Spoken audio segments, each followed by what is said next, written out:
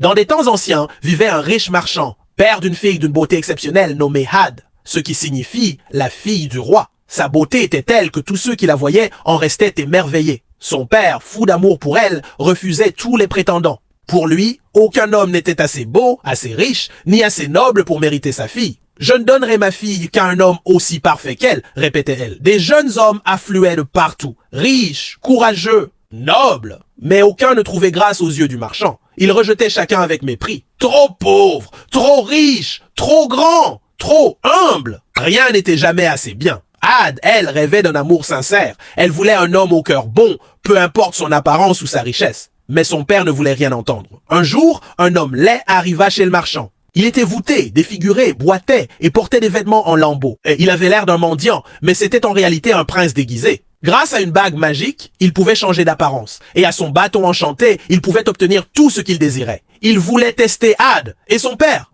Il frappa à la porte et dit au marchand, « Je suis venu demander la main de votre fille. » Le marchand éclata de rire. « Toi, un mendiant? Va-t'en avant que je ne te fasse chasser. » Mais l'homme répondit calmement, « Je suis un prince, mon apparence est un déguisement. Je suis tombé amoureux de votre fille pour sa beauté, mais je veux aussi savoir si elle a un bon cœur. J'ai des trésors, je peux vous les montrer, mais laissez-moi d'abord lui parler. » Intrigué, le marchand accepta. Had entra et vit à l'homme laid. Elle fut choquée, mais elle ne le montra pas. Elle le salua poliment. « Mademoiselle, dit-il, je vous aime sincèrement. Je suis un prince sous ce déguisement. Accepteriez-vous de passer du temps avec moi sans juger mon apparence ?» Had sentit quelque chose d'étrange en elle. Elle perçut une douceur dans sa voix, une noblesse dans son regard. « Ah là, je ne peux pas vous promettre mon amour, répondit-elle. Mais je suis prête à vous connaître. » Son père fulminait. « Tu veux quitter cette maison avec un homme si laid, alors que des rois te veulent? C'est de la folie. » Mais Had, les yeux brillants, déclara, « Père, je t'aime,